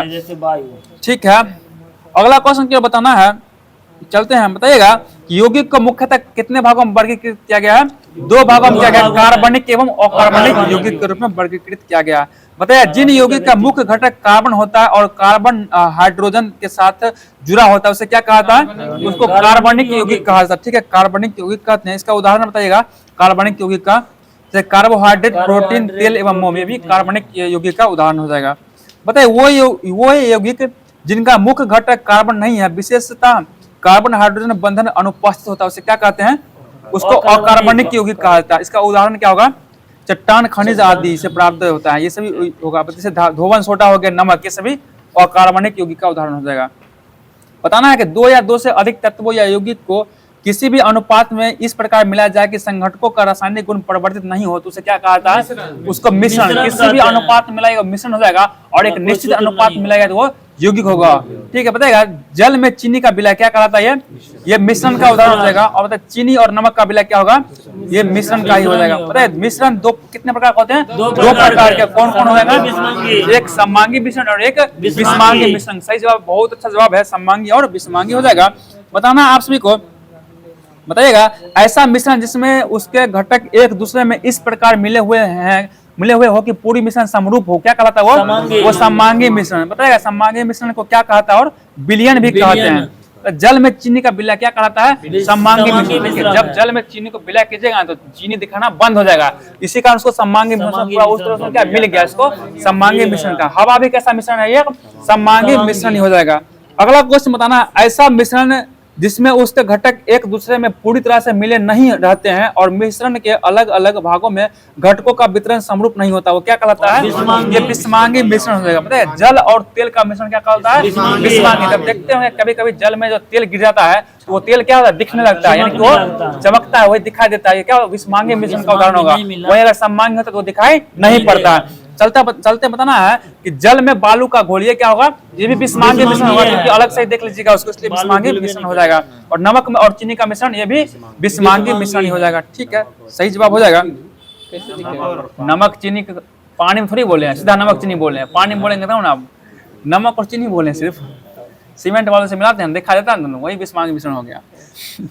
बताइए अगला क्वेश्चन बताना है कि बिलियन 2 या 2 से अधिक पदार्थों का कैसा मिश्रण है ये सममांगी मिश्रण का हो जाएगा। जैसे में इसका उदाहरण होगा सोडा, जल, नींबू, शराब इत्यादि हो जाएगा। मतलब बिलियन के कणों को क्या कहते हैं? सममांगिकता कहा था, सममांगिकता कहा जाता है। मतलब बिलियन किसी भी भौतिक अवस्था के हो सकते हैं। मिश्र धातु ठोस बिलियन का और बायो गैस बिलियन का प्रकार होता है। तो जो ये केमिस्ट्री का होमवर्क दिया गया था उसको भी देख लिया गया। आप चलते हैं कृषि से जो दिया गया था उसको भी देखते हैं। बताना है नींबू जो है ना, इसमें कौन सा अम्ल पाया जाता है? ये साइट्रिक अम्ल पाया। नींबू पेड़ का जितना भी फल, बेरी हो गया, अमरूद, नाशपाती, सब में साइट्रिक अम्ल, जितना भी खट्टा फल होगा सब में साइट्रिक अम्ल ही पाया जाता है। मतलब इमली और अंगूर में टार्ट्रिक अम्ल, इमली और अंगूर में टार्ट्रिक अम्ल पाया जाता है। और सेब में कौन सा अम्ल होता है? मौलिक अम्ल, मैलिक। ठीक है, सेब में मैलिक अम्ल होगा। और केला, चेरी, तरबूज, प्लम, इसमें भी मैलिक अम्ल ही पाया जाता है। ठीक है, सही जवाब हो जाएगा। बताइए आम, बादाम, बेर, जामुन, नारियल जो है किस प्रकार के फसल है ये? मतलब ये अस्थिल फल होगा। किस प्रकार का फल? ये अस्थिल फल हो जाएगा। बताएगा संतरा, नींबू, बड़ का फल, ये किस प्रकार का फल है? ये हेस्पेरिडियम फल हो जाएगा। हेस्पेरिडियम। बताइए नाशपाती और सेब किस प्रकार का फल है? ये पोम फल होगा। पोम। मतलब लीची और काजू किस प्रकार का फल है? ये नट फल है। नट फल होगा। मतलब आंवला जो किस प्रकार का फल है? ये कैप्सूल होगा। आंवला कैप्सूल फल हो जाएगा। मतलब अनार जो ये किसका फल है? किस प्रकार का फल है? ब्लास्टा प्रकार का फल हो जाएगा। बताइएगा मतलब बेर, आंवला, चेरी, जामुन का खाने योग्य भाग बताना आप सभी को। बाय एवं मध्य फल भित्ति, बाय एवं मध्य फल भित्ति खाया जाता है। ठीक है, देखिए बेर जो है उसको पूरा खाते हैं, बिच्ची निकालते हैं, पहला भाग और पिछला भाग खाते हैं, इसलिए बाय और मध्य फल भित्ति हो गया। और आंवला में भी वही करते हैं, एक आध आंवला कलासम खा लेते हैं आप सभी को, इसलिए कमेंट आता है लड्डू खाते हैं सब। अगला क्वेश्चन बताइएगा आम का खाने योग्य भाग क्या होगा? इसका मध्य फल भित्ति। और पपीता और केला का खाने वाला भाग इसका मध्य फल भित्ति। देखिए सब खाने का चीज है, मध्य फल भित्ति होगा। दिमाग वाला इसे खाते क्या? देखिए पपीता को छील लेते हैं और अंदर से उसका व्हाइट होता है उसको भी हटा कर बीच वाला खाते हैं, इसलिए इसको मध्य फल भित्ति होगा। सही जवाब होगा। ठीक है, अगला क्वेश्चन बताइएगा। देखिए केला का खाने योग्य भाग क्या होगा? मध्य एवं अंता फल भित्ति। मध्य एवं अंता फल भित्ति। देखिए केला को छिलका हटाते हैं और उसका पूरा खा लेते हैं, इसलिए मध्य फल भित्ति। और अंदर तनका बीज होता है काला उसको भी खाते हैं, इसलिए उसको मध्य एवं अंता फल भित्ति कह सकते हैं। बताए सेब एवं नाशपाती के खाने योग्य भाग क्या होगा? मांसल पुष्पासन। मांसल पुष्पासन, सेब का पुष्पासन खाते हैं हम लोग। अगला क्वेश्चन बताइए अंगूर का खाने वाला भाग क्या होगा? फल भित्ति एवं प्लेसेंटा। अमरूद का क्या होगा? फल भित्ति एवं प्लेसेंटा। टमाटर का भी फल भित्ति एवं प्लेसेंटा। पता है लीची का खाने वाला भाग एरिल होगा। ठीक है, सही जवाब होगा। नारियल का खाने वाला भाग ये भोर्नपोस, एंडोस्पर्म भी बोल सकते हैं इसको, और कॉटिलीडन्स या फिर एम्ब्रियोस ये भी बोल सकते हैं। चावल, गेहूं, मक्का जो खाने वाला भाग क्या होगा? ये एंडोस्पर्म एवं एम्ब्रियो। एंडोस्पर्म एवं एम्ब्रियो होगा। अनार का कौन सा भाग खाते हैं हम लोग? रसदार टेस्टा। बताया नींबू बड़ का जो पौधा है इसको खाने वाला भाग क्या होगा? Juicy hair. जूस निकाल खाते संतरा वाला हो गया। पता है शहतूत का खाने वाला भाग क्या होगा? ये परिदल पुंज होगा। और बादाम का खाने वाला भाग बीज। बादाम का बीज खा जाते हैं, देख रहे हैं ना। चना का खाने वाला भाग इसका बीज, भूर्णपोष भी बोल सकते हैं, वही बीज हुआ। भूर्ण जो बनता है बीज से ही बनता है ना, इसलिए उसको भूर्णपोष बोला जाता है। बताए किस वर्ण को है ना राजा का वर्ण कहते हैं? राजा वन, किस वनों का राजा वन कहते हैं? वनों का राजा किससे कहा था वो बताना आपको। टीक को कहा था, टीक को कहा था। ठीक है, और बताइए किस क्षेत्र में पाया जाता है ये? विश्व उष्ण कटिबंधीय क्षेत्र में ये पाया जाता है। सही जवाब हो जाएगा। और बताना है इसमें सिर्फ कितने देशों में पाया जाता है? टीक नामक वृक्ष जो है ये 4 देशों में पाया जाता है। 4 देशों में पाया जाता है। भारत हो गया, म्यांमार, थाईलैंड एवं लाओस में पाया जाता है ये सभी। सही जवाब हो जाएगा। बताए अगला क्वेश्चन है आलू जो है इसका मूल स्थान कहाँ होगा? पेरू। और पेरू का राजधानी कहाँ पड़ता है? लीमा पड़ता है। सही जवाब हो जाएगा। बताना है अगला क्वेश्चन होगा आलू जो है किसका स्रोत हो जाएगा? ये कार्बोहाइड्रेट, आयरन, मैग्नीशियम एवं विटामिन सी का ये स्रोत हो जाएगा। पता है प्रसंस्करण हेतु आलू की सबसे अच्छी किस्म कौन सी हो जाएगी? कुफड़ी चिप्सोना। देखिए ऐसे चिप्स बनता है, इसलिए कुफड़ी चिप्सोना याद रखिएगा। चिप्स बनता है 5 रुपए में जो चिप्स खरीद के खाते हैं वही वाला, और घर में भी बनाया जाता है चिप्स। हिंदी में ठेठी में उसको पापड़ कहा जाता है। अगला क्वेश्चन चलते हैं। अब हो गया जो होमवर्क दिया गया था डिस्ट्रिक्ट क्विक बुक से, इसको भी समाप्त कर दिया गया। आपसे एक बीच आप कौन सा बुक है ये? एसपीडी का बुक जो रह गया उसको भी देख लेते हैं फटाफट।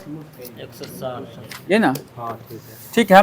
बताइएगा अगला क्वेश्चन है ये जो राग यमन है ये किस काल में गाया था? राग यमन रात्रि का प्रथम प्रहर में गाया था, रात्रि का प्रथम प्रहर में गाया था। ठीक है, बताएगा राग मेघ जो है इसको किस में गाया था? मेघ वर्षा ऋतु में गाया था। मेघ माने बरसात, राग मेघ को वर्षा ऋतु में गाया था। बताए राग दीपक जो है इसको कब गाया था? रात्रि में गाया था। 105 है, कहाँ कहाँ पलट देते हैं आप लोग। चलते हैं, अब 105 में आ गए। बताए केंद्रीय रिजर्व पुलिस इसका गठन क्या कब किया गया? CRPF का गठन 1939 में किया गया। बताएगा होम गार्ड है इसका गठन कब किया गया? इसका गठन 1946 में किया गया। बहुत सारे बच्चे जो होम गार्ड इसमें बने भी है 15,000 अप्ला में। अगला क्वेश्चन बताना असम राइफल का गठन कब किया गया?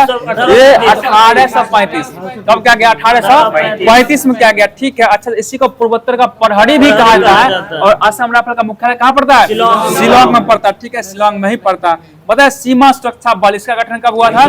ये 1965 में किया गया। इसी को बोलते हैं BSF, बॉर्डर सिक्योरिटी फोर्स कहा जाता है। सही जवाब होगा। अगला क्वेश्चन बताना NCC इसका फुल फॉर्म क्या होता है?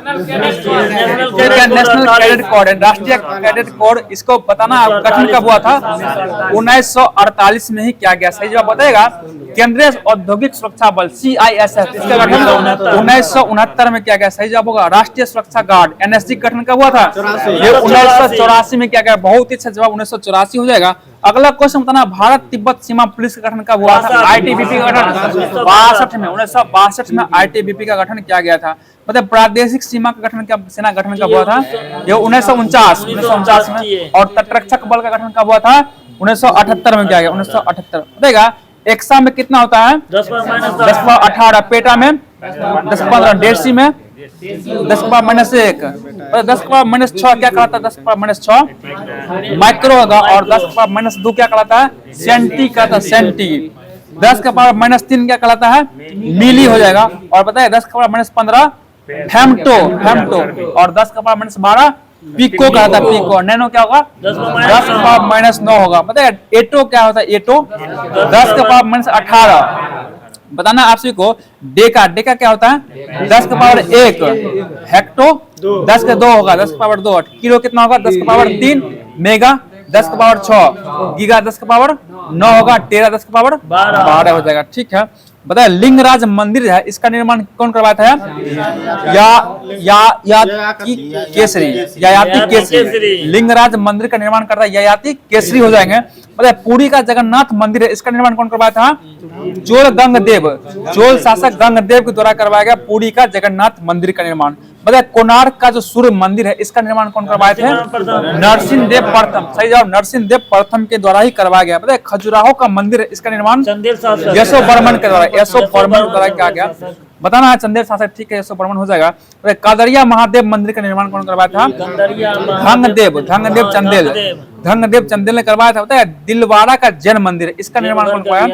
विमल शाह के द्वारा, विमल शाह के द्वारा ही करवाया गया था। बताएगा कैलाश मंदिर जो एलोराम है इसका निर्माण कौन करवाया था? कृष्ण प्रथम के द्वारा ही करवाया गया। सही जवाब बताया मीनाक्षी मंदिर कहाँ पड़ता है? मदुरै में। इसका निर्माण कौन करवाया था? तिरुमल्लाई, तिरुमल्लाई के द्वारा मीनाक्षी मंदिर का निर्माण करवाया गया था। बताएगा एलिफेंटा के गुहा मंदिर इसका निर्माण कौन करवाया था? राष्ट्रकूटों ने करवाया था। तट मंदिर जो मल्लमपुर में है इसका निर्माण कौन करवाया था? नरसिंह वर्मन द्वितीय द्वारा करवाया गया था। कैलाश मंदिर कांची का है इसका निर्माण कौन करवाया था? नरसिंह वर्मन द्वितीय के द्वारा ही करवाया गया था। मतलब बृहदेश्वर मंदिर जो तंजौर में पड़ता है इसका निर्माण राजराज प्रथम के द्वारा करवाया गया। पता है चोलपुरम का मंदिर का निर्माण राजेंद्र चोल के द्वारा करवाया गया, राजेंद्र चोल। पता है मुक्तेश्वर मंदिर जो कांची में पड़ता है इसका निर्माण कौन करवाया था? नंदी बर्मन द्वितीय, नंदी बर्मन द्वितीय के द्वारा करवाया गया। और बताए बैकुंठ पेरुमाल मंदिर इसका निर्माण कौन करवाया था? ये भी नंदी बर्मन द्वितीय के द्वारा ही करवाया गया था। पता है महाबलीपुर के एकसम रथ मंदिर का निर्माण कौन करवाया था? नरसिंह वर्मन प्रथम, नरसिंह वर्मन प्रथम के द्वारा ही करवाया गया। बताएगा समतल दर्पण द्वारा बना प्रतिबिंब कैसा होता है? ये आभासी होता है। सही आभासी हो जाएगा। बताना आप सभी को बताएगा परमाणु की जो ना प्रभावित त्रिज्या ये कितना होती है? सही जवाब है 10⁻−10 हो जाएगा। ध्वनि का अधिकतम वेग सबसे अधिक किसमें होता है? इस्पात। ठीक है, इस्पात होगा। बताइए राष्ट्रीय गान जनगण मन को पहली बार कब गाया गया था? 1911 के अधिवेशन में गाया। इसका अध्यक्षता कौन किया था? पंडित विष्णुनारायण धड़। ठीक है, पंडित विष्णुनारायण धड़ के द्वारा किया गया। बताएगा इंग्लैंड की समाचार एजेंसी कौन सी रहेगी? राइटर इंग्लैंड की समाचार एजेंसी है, ठीक है, सही जवाब बताएगा। इंडोनेशिया की मुद्रा क्या होगा? रुपया होगा, रुपया, ठीक है। मतलब विश्व की सबसे गहरी झील कौन सी है? बैकाल झील। और बैकाल झील कहाँ पड़ता है? रूस में पड़ता है, ठीक है। और सबसे ठंडा स्थान कहाँ पड़ता है? बर्फयान कहाँ पड़ता है? रूस का ही होगा, ठीक है। अगला क्वेश्चन बताइए, समूह 7 की स्थापना कब हुआ था? G7 1985, ठीक है। और G7 का बैठक 2025 में कहा हुआ है? कनाडा में हुआ है। और 2024 में कहा हुआ था? इटली के पुगलिया में, इटली के पुगलिया में, ठीक है, सही जवाब होगा। बताइए अकबर का मकबरा ये कहाँ है? सिकंदराबाद। अकबर का मकबरा सिकंदराबाद में हो जाएगा। अरे इलाहाबाद, सिकंदराबाद हो जाएगा, सिकंदरा होगा, सिकंदराबाद बोल दिए, कोई दिक्कत नहीं, सिकंदरा लगाइए। अकबर का मकबरा सिकंदरा में हो जाएगा, ठीक है। मतलब इलाहाबाद उच्च न्यायालय का स्थापना कब किया गया था? 1866। 1966 दिल्ली का किया गया, ठीक है। दिल्ली हाई कोर्ट कब हुआ था? 1966 में। और इलाहाबाद का 1866। 100 साल का डिफरेंट है, देख रहे हैं ना। बताना आपसे, प्रधानमंत्री जो है मंत्रिपरिषद बैठक करते हैं, सही जवाब है। चलिए आप आंसर बोल दिए। बताइए सलारगंज संग्रहालय ये कहाँ पड़ता है? ये हैदराबाद में हो जाएगा, सही जवाब हो जाएगा। बताइए भारतीय संविधान में कितने तरह का आपातकाल का प्रावधान किया गया? 3 तरह का आपातकाल का प्रावधान किया गया, सही जवाब हो जाएगा। बताइए गोपाल कृष्ण गोखले ने अपना गुरु किसे मानते थे? ये एमजी रनाडे, यानी कि महादेव गोविंद रनाडे को मानते थे, ठीक है। बताइए महान दार्शनिक सुकराता ये कहाँ के थे? यूनान के थे, ठीक है, यूनान के। बताइए पंचायत का कार्यकाल कितने वर्ष का होता है? 5 वर्ष का होता है, ठीक है। बताइए स्वर्ण युग किस काल को कहा गया था? गुप्त काल को कहा गया, ठीक है। बताइए 2 क्रमिक देशांतर के बीच कितने मिनट का अंतर होता है? 4 मिनट का अंतर, 4 मिनट का अंतर होता है, सही जवाब होगा।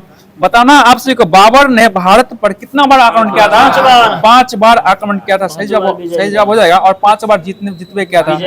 बताना आप सभी को, एक समान व्यक्ति के लिए स्पष्ट दृष्टि की न्यूनतम दूरी 25 सेंटीमीटर, 25 सेंटीमीटर। अगला क्वेश्चन बताना, पौधे जो है नाइट्रोजन को किस रूप में ग्रहण करते हैं? नाइट्रेट के रूप में, सही जवाब, नाइट्रेट के रूप में ग्रहण करते हैं। 1 वाट बराबर कितना जूल सेकंड होता है?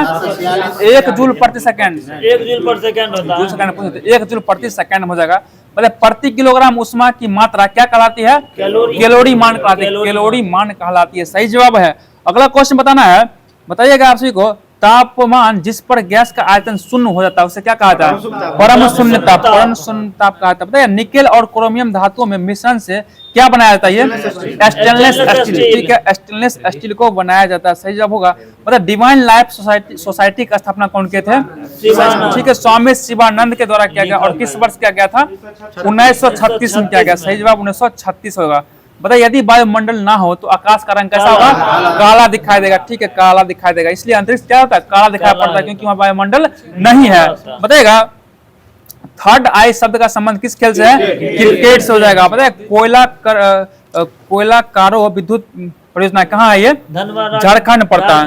बताइए भारतीय भाषा का केंद्रीय संस्था कहाँ होगा? ये हैदराबाद में हो जाएगा, ठीक है, हैदराबाद में पड़ता है, सही जवाब हो जाएगा।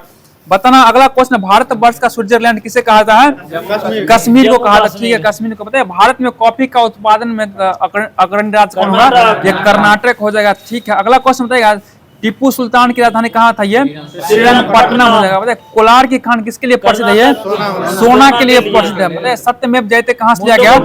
मुंडकोपनिषद से लिया गया। बताइए गोमतेश्वर की प्रसिद्ध मूर्ति तथा प्रसिद्ध जैन मंदिर कहाँ? ये श्रवण बेलगोड़ा में स्थित हो जाएगा। तो एसपीडी का जो होमवर्क पढ़ना सभी को समाप्त कर दिया गया। अब चलते हैं कॉस्मोस, यानी कि आप सभी के बीच में ला रहे हैं महेश वर्मा का जो एनसीईआरटी बेस्ड 1 लाइनर दिया गया था। और चलते हैं आज एक अच्छा टॉपिक लेकर आए, इससे एक क्वेश्चन जरूर मिलेगा आपको कहीं ना कहीं एग्जाम में।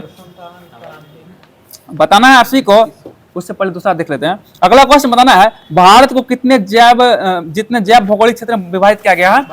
10 को, 10 जैव भौगोलिक क्षेत्र में विभाजित किया, 10 जैव हो जाएगा।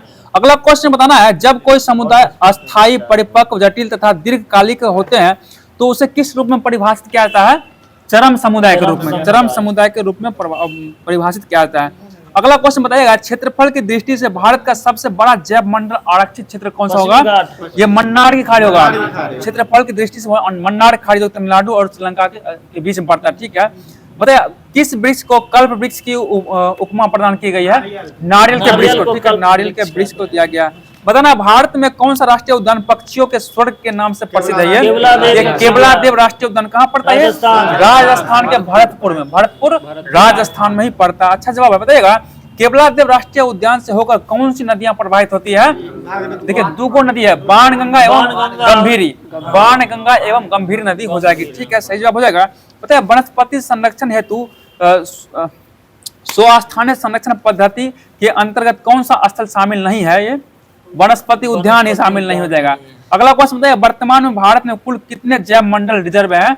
ये 18 हुआ, जैव मंडल रिजर्व 18 हो जाएगा, सही जवाब होगा। और इसमें से यूनेस्को में कितना शामिल है? 12 गो। कितना शामिल है? 12 गो यूनेस्को में शामिल किया गया, ठीक है। अगला क्वेश्चन चलते हैं, बताना है आप सभी को कि टोटल राष्ट्रीय उद्यान संख्या कितना है? देखिए इसमें तो 106 दिया लेकिन बढ़ गया होगा, 107, 107 हो गया है। बताइए दाचिंगम राष्ट्रीय उद्यान कहाँ पड़ता है? जम्मू कश्मीर, ठीक है। और सलीम अली ये भी राष्ट्रीय उद्यान जम्मू कश्मीर पड़ता है। किश्तवाड़ राष्ट्रीय उद्यान जम्मू कश्मीर। और काची नाग कहाँ पड़ता है? जम्मू कश्मीर। नाग नागिन वाला सब कहाँ था? जम्मू कश्मीर। इसे नाग बोला जाएगा जम्मू कश्मीर। बताना आप सभी को हेमिस राष्ट्रीय उद्यान कहाँ पड़ता है? ये लद्दाख पड़ता है। बताइए कालेसर एवं सुल्तानपुर राष्ट्रीय उद्यान ये हरियाणा में। कालेसर एवं सुल्तानपुर ये हरियाणा में पड़ता है, ठीक है, मध्य प्रदेश पड़ता है, हरियाणा में, ठीक है। बताइए ग्रेट हिमालय नेशनल पार्क किस राज्य में पड़ता है? ये हिमाचल प्रदेश में पड़ता है। बताइएगा इंदर किला राष्ट्रीय उद्यान कहाँ पड़ता है? ये भी HP हिमाचल प्रदेश में पड़ता है। बताइए प्रथम राष्ट्रीय उद्यान कौन था? जिम कॉर्बेट राष्ट्रीय उद्यान। इसका गठन किस वर्ष किया गया? 1936 में किया गया था, 1936 में हो जाएगा। और बताइए जिम कॉर्बेट राष्ट्रीय उद्यान किस राज्य में पड़ता है?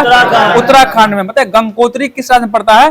ये भी उत्तराखंड में। गोविंद पशु विहार ये भी उत्तराखंड में। नंदा देवी राजा जी ये उत्तराखंड। फूलों घाटी उत्तराखंड में हो जाएगा, सही जवाब। बताइए केवला देव कहाँ पड़ता है राष्ट्रीय उद्यान? राजस्थान में। रणथंभौर ये भी राजस्थान में। सरिस्का कहाँ पड़ता है? राजस्थान में। मरुस्थलिया ये भी राजस्थान पड़ता है। पता है मुकुंदरा हिल्स राष्ट्रीय उद्यान कहाँ पड़ता है? ये भी राजस्थान पड़ता है। मुकुंदरा हिल्स कहाँ पड़ता है? राष्ट्रीय उद्यान। पता है गिर वन कहाँ पड़ता है? गुजरात में पड़ता है। और मरीन राष्ट्रीय उद्यान कहाँ पड़ता है? ये भी गुजरात में। इसी को कच्छ की खाड़ी में है मरीन। पता है ब्लैक बग राष्ट्रीय उद्यान कहाँ पड़ता है? ये भी गुजरात में पड़ता है। और एक बसंदा राष्ट्रीय उद्यान ये भी गुजरात का ही हो जाएगा। संजय गांधी राष्ट्रीय उद्यान ये कहाँ है? ये महाराष्ट्र में जाएगा। देखिए राष्ट्रीय उद्यान पूछे तो महाराष्ट्र हो जाएगा, ठीक है। बताइएगा पेंच राष्ट्रीय उद्यान कहाँ होगा? महाराष्ट्र में जाएगा, ठीक है। तदोबा है, तदोबा राष्ट्रीय उद्यान ये भी महाराष्ट्र में पड़ता है। तदोबा महाराष्ट्र पूछा हुआ प्रश्न, तदोबा राष्ट्रीय उद्यान याद रखिए महाराष्ट्र हो जाएगा। बताइए गुगामल राष्ट्रीय उद्यान कहाँ पड़ता है?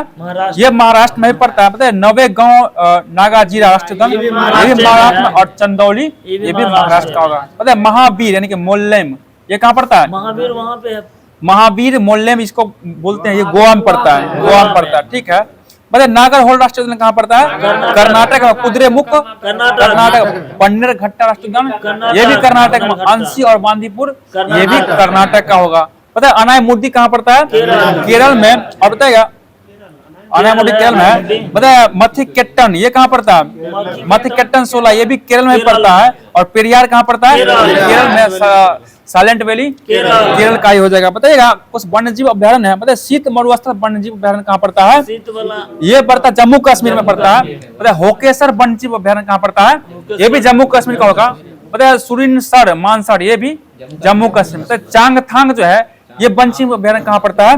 लद्दाख में पड़ता है। और इसका क्षेत्रफल कितना होगा? 1600 वर्ग किलोमीटर में फैला चांगथांग। कालेसर एवं नाहर वन्यजीव अभ्यारण्य कहाँ पड़ता है? हरियाणा में। कालेसर एवं नाहर वन्यजीव अभ्यारण्य हरियाणा में पड़ता है। चंद्रताल वन्यजीव अभ्यारण्य चंद्रताल दीपताल सब कहाँ था? हिमाचल प्रदेश में होगा, सब भूल जाते हैं। चंद्रताल दीपताल सूर्यताल इतना भगवान बोला कहाँ पड़ता है? ये हिमाचल प्रदेश में हो जाएगा, ठीक है, सही जवाब हो जाएगा। बताइए पोंग डैम झील ये कहाँ पड़ता है? हिमाचल प्रदेश में पड़ता है। पता है रेणुका खीर गंगा ये कहाँ पड़ता है? ये हिमाचल प्रदेश में। और पीन घाटी ये कहाँ पड़ता है? ये भी हिमाचल प्रदेश में। और सीम बाला बड़ा ये भी हिमाचल प्रदेश में। पता है केदारनाथ जो ये कहाँ पड़ता है? ये उत्तराखंड में वन्यजीव अभ्यारण्य है। पता है इसका क्षेत्रफल कितना होगा? 967 वर्ग किलोमीटर फैला है, ठीक है, सही जवाब होगा। बताइए टाइगर रिजर्व संख्या कितना हो चुका है? 58 का हो चुका है। 58 में कौन बना है? Madhav tiger reserve. देखिए 59वां बनने वाला है, ठीक है, लेकिन 58 का भी अभी बना नहीं है। ओडिशा में बनेगा वो 10 दिन बनेगा, 10 दिन बाद पढ़ा देंगे। फिर अगला क्वेश्चन बताइएगा। बड़ा थकेड पक्षी अभ्यारण्य ये कहाँ पड़ता है? ये केरल में पड़ जाएगा, ठीक है, केरल में पड़ता है, ठीक है, बहुत है ना। चलते हैं अब जो 1857 के विद्रोह की ओर चलते हैं। बताना आप सभी को 1857 के विद्रोह के 10 दमन के पश्चात कौन सा अधिनियम लाया गया था? भारत शासन अधिनियम 1858 पारित किया गया था, ठीक है। और इसके बाद क्या ईस्ट इंडिया कंपनी के हाथों से छीन कर किसको दिया गया शासन का अधिकार, ये ब्रिटिश क्राउन के हाथों में दे दिया गया था, ठीक है। बताइए महारानी विक्टोरिया ने भारतीय प्रशासन को ब्रिटिश ताज के नियंत्रण में लेने की घोषणा कब की थी? ये 1 नवंबर 1858 में किया गया था। बताइए वर्ष 1857 के विद्रोह के दमन के पश्चात भारतीय सेना का पुनर्गठन के लिए किस आयोग का गठन किया गया था? पील आयोग का गठन किया गया, ठीक है, पील आयोग हो जाएगा। अगला क्वेश्चन बताना है, वर्ष 1858 के भारत शासन अधिनियम के द्वारा किसे भारत का प्रथम वायसराय बनाया गया था? ये कैनिंग को बनाया गया, लॉर्ड कैनिंग को बनाया गया, सही जवाब होगा। अगला क्वेश्चन बताइएगा, 1857 के विद्रोह में कौन सा शायर अंग्रेजों का आलोचक था? ये मिर्जा गालिब, मिर्जा गालिब हो जाएगा, ठीक है। हाँ, उर्दू शायर ही था। बताइए 1857 के विद्रोह के कारणों पर भारतीय भाषा में लिखने वाला प्रथम भारतीय कौन था? सर सैयद अहमद खान, ठीक है, सर सैयद अहमद खान ही हो जाएंगे, अच्छा जवाब हो जाएगा। बताइए 1857 का विद्रोह बिहार के में कौन नेतृत्व किया था जगदीशपुर से? ये जमींदार वीर कुंवर सिंह के द्वारा ही किया गया था। बताना 1857 के स्वतंत्रता संग्राम में किस राजवंशों ने अंग्रेजों की सर्वाधिक सहायता की थी? ये ग्वालियर के सिंधिया के द्वारा, ग्वालियर के सिंधिया। द ग्रेट रिबेलियन पुस्तक किसका होगा? ये अशोक मेहता का पुस्तक है, सही जवाब अशोक मेहता होगा। बताइए फर्स्ट वार ऑफ इंडिपेंडेंस, ये पुस्तक बीडी सावरकर और विनय दामोदर सावरकर हो जाएंगे। 1857 पुस्तक किसका है? एसएन सेन की पुस्तक हो जाएगी, ठीक है। बताएगा सिपाही म्यूनिटी एंड द रिवोल्ट ऑफ 1857, ये पुस्तक किसका है? आरसी मजुमदार का, आरसी मजुमदार। बताएगा हिस्ट्री ऑफ इंडियन म्यूनिटी, ये किसका पुस्तक है? टी.आर. होम्स का होगा, टी.आर. होम्स होगा। बताएगा रिबेलियन 1857 पुस्तक, ये किसका है? पीसी जोशी का, पीसी जोशी का। बताएगा causes of the Indian revolt, ये पुस्तक किसका है? सर सैयद अहमद खान का हो जाएगा। अगला क्वेश्चन है, किसने 1857 के विद्रोह को स्वतंत्रता की पहली लड़ाई कहा था? ये बीडी सावरकर के द्वारा कहा गया, बीडी सावरकर। बताइए 1857 के विद्रोह को एक षड्यंत्र की संज्ञा कौन दिया था? षड्यंत्र का संज्ञा आउट्रम एवं टिलर, जेम्स आउट्रम एवं डब्ल्यू टिलर के द्वारा ही कहा गया। बताएगा तथा कथित प्रथम राष्ट्रीय स्वतंत्रता संग्राम न प्रथम न राष्ट्रीय और न ही स्वतंत्रता संग्राम था, यह कथन ये आरसी मजुमदार का है, ठीक है, आरसी मजुमदार होगा। बताइए भारतीय स्वतंत्रता आंदोलन का सरकारी इतिहासकार किसे बनाया गया था? एसएन सेन को बनाया गया, ठीक है, एसएन सेन को बनाया गया। अगला क्वेश्चन बताएगा जो कुछ धर्म के लिए लड़ाई के रूप में प्रारंभ हुआ वह स्वतंत्रता संग्राम के रूप में समाप्त हुआ, कथन किसका है? ये डॉक्टर एसएन सेन का, डॉक्टर एसएन सेन का। बताइए 1857 के विद्रोह का स्वरूप राष्ट्रीय था, यह कथन किसका है? यह अशोक मेहता का कथन, अशोक मेहता का हो जाएगा। 1857 का विद्रोह एक सुनियोजित राष्ट्रीय स्वतंत्रता संग्राम था, यह किसका कथन है? ये बीडी सावरकर का, बीडी सावरकर का। बताएगा यह पूर्णतः सिपाही विद्रोह था, यह किसका कथन है? ये लॉरेंस का, लॉरेंस का पूर्णतः सिपाही विद्रोह का, हाँ सीले भी था इसमें। बताइए 1857 का विद्रोह एक राष्ट्रीय विद्रोह था, यह कथन किसका है? ये डिजरेली का हो जाएगा, ठीक है, सही जवाब डिजरेली का हो जाएगा। अगला क्वेश्चन बताना है, अगला क्वेश्चन बताइए, आपसे बताना है यह सभ्यता एवं बर्बरता का युद्ध है, ये कौन कहा था? टी.आर. होम्स के द्वारा, टी.आर. होम्स। बताइए अंग्रेजों के विरुद्ध हिंदू मुसलमानों का षड्यंत्र, ये कौन कहा था? ये जेम्स आउट्रम, जेम्स आउट्रम के द्वारा कहा। और किसके द्वारा कहा गया कि यह ईसाइयों के विरुद्ध एक धर्म युद्ध था, ये रीज के द्वारा, L.E.R. रीज। बताइए किसने जो है ना रानी लक्ष्मीबाई को एक अकेली मर्द की संज्ञा दिया था? ये हीरोज के द्वारा दिया गया। तो एनसीईआरटी का भी जो प्रश्न बनना था सार संग्रह खत्म कर दिया गया। अब चलते हैं करंट के माध्यम से होमवर्क दिया गया था, इसको देख लेते हैं फटाफट। बताना वाणिज्य एवं उद्योग मंत्री कौन हो जाएंगे? जतिन प्रसाद होंगे, जतिन प्रसाद हो जाएंगे। बताएगा वित्त मंत्री कौन है? अभी राज्य बताना, राज्य वित्त मंत्री बताना है पंकज चौधरी। देखिए जितना भी पूछ रहे हैं राज्य के बारे में बताना। बताए गृह मंत्री कौन? राज्य गृह मंत्री नित्यानंद राय हो जाएंगे। राज्य जल शक्ति और एवं रेलवे मंत्री कौन है? बी सोमन्ना, बी सोमन्ना हो जाएंगे। बताइए आपसे बताना है मत्स्य पालन मंत्री कौन हो जाएंगे राज्य में? एसपी सिंह बघेल होगा, एसपी सिंह बघेल हो जाएंगे। बताएगा कि पतन पोत परिवहन एवं जलमार्ग मंत्री राज्य में कौन हो जाएंगे? शांतनु ठाकुर, शांतनु ठाकुर हो जाएंगे। बताइए गृह मंत्री कौन है राज्य में? बंदी संजय कुमार हो जाएंगे। रक्षा मंत्री कौन होंगे राज्य के? रक्षा मंत्री संजय सेठ हो जाएंगे। जल शक्ति मंत्री कौन है राज्य में? राजभूषण चौधरी, राजभूषण चौधरी हो जाएंगे। ये राज्य वाला कम पूछता है, अच्छे में पूछता है। चलते हैं ये बताइए अगला क्वेश्चन है कि नीरज चोपड़ा ने दोहा डायमंड लीग 2025 में भाला फेंक स्पर्धा में कौन सा पदक जीता है? ये रजत पदक जीता। और कितना फीट भाला फेंका है? 90.23 मीटर। देखिए भाला फेंक क्या, देखिए पदक नहीं पूछेगा कितना फीट, ये 17 पोस्ट 33 पोस्ट में पूछ दिया था उस दिन को। 90.23 मीटर फेंका था, ठीक है, दोहा डायमंड लीग में। अगला क्वेश्चन बताना आपसे को किसने सुपर बेट शतरंज क्लासिक टूर्नामेंट जीता है? ये आर प्रज्ञानंद के द्वारा जीत लिया गया। अगला क्वेश्चन है, कहाँ जो ऑटोमोटिव और हथियार प्रणाली परीक्षण केंद्र का उद्घाटन किया गया है? चेन्नई में किया गया। ठीक है, सही जवाब चेन्नई हो जाएगा। अगला क्वेश्चन बताएगा, फीफा ने कहाँ के फुटबॉल महासंघ पर निलंबित हटा दिया है? ये कांगो को हटाया, कांगो को हटा दिया गया। अगला क्वेश्चन है, किसने मिस वर्ल्ड स्पोर्ट्स चैलेंज 2025 जीत लिया है? एलिजा रेडमा के द्वारा जीत लिया गया। पता है पूर्वोत्तर भारत के किस राज्य में एकीकृत एक्वा पार्क की स्थापना की जाएगी? ये त्रिपुरा में किया जाएगा। ठीक है, एक्वा पार्क त्रिपुरा में बनने वाला। अगला क्वेश्चन है, किसने सेफ अंडर 19 चैंपियनशिप 2025 का खिताब जीत लिया है? भारत के द्वारा जीता गया। और किसको हरा के जीता है? ये बांग्लादेश को हराकर जीत लिया। सही जवाब होगा। अगला क्वेश्चन है, किस देश के सर्जनों के एक टीम द्वारा दुनिया का पहला मानव मूत्रा से प्रत्यारोपण किया है? ये अमेरिका के द्वारा ही किया गया। अगला क्वेश्चन है, भारतीय सेना और एनडीआरएफ ने मानवीय सहायता के लिए कहाँ राहत अभ्यास आयोजन किया है? ये असम के द्वारा किया गया। अगला क्वेश्चन है, किस राज्य सरकार ने 10वीं कक्षा के छात्रों के लिए रोबोटिक्स की पढ़ाई अनिवार्य किया है? ये केरल के द्वारा किया गया। अगला क्वेश्चन है, ब्रिक्स ऊर्जा मंत्रियों की बैठक कहाँ आयोजन की गई है? ये ब्राजील। सही जवाब ब्राजील में किया गया। अगला बताना आप सभी को कि भारत सरकार ने समुद्री क्षेत्र में महिलाओं सशक्त बनाने के लिए कौन सा पहल शुरू किया है? सागर में सम्मान पहल शुरू किया गया। जिनेवा में आयोजित 78वीं विश्व स्वास्थ्य सभा के दौरान किसे ट्रेकोमा उन्मूलन का प्रमाण पत्र दिया गया? भारत को ही दिया गया। ठीक है, भारत हो जाएगा। किसने पहली बार इटालियन ओपन का खिताब जीत लिया है? कार्लोस अल्काराज के द्वारा ही जीता गया। भारत के सी फूड निर्यात में कितना % की वृद्धि हुई है? 17.81% की वृद्धि हो चुका है। अगला क्वेश्चन बताइए, पर्यटन को बढ़ावा देने की दिशा में किस राज्य ने विस्टाडोम ट्रेन सेवा शुरू किया है? ये उत्तर प्रदेश द्वारा शुरू किया गया। बताना आप सभी को है, मत्स्य पालन क्षेत्र का भारत में अर्थव्यवस्था में कितना % का योगदान रहा है? 9% का ही योगदान रहा है। पता है सिरोल लिली महोत्सव का शुरुआत कहाँ हुआ है? ये मणिपुर में हो जाएगा। ठीक है, बताइए केंद्रीय गृह मंत्री अमित शाह ने कहाँ से E0 FIR पहल की घोषणा किया है? दिल्ली से किया गया। ठीक है, दिल्ली से घोषणा किया गया। सही जवाब होगा। तो चर्चा में माउंट लोवाटोबी लाकी जलम ये कहाँ पड़ता है? लाकी इंडोनेशिया में हो जाएगा। सही जवाब होगा। बताना अगला क्वेश्चन बताइएगा कि किस राज्य सरकार ने किसानों को सशक्त बनाने के लिए विकसित कृषि संकल्प अभियान शुरू किया है? ये त्रिपुरा के द्वारा शुरू किया है। त्रिपुरा बताइएगा। राष्ट्रीय कैडेट कोर यानी कि NCC के अभियान दल ने किस पर्वत शिखर पर फतह किया है?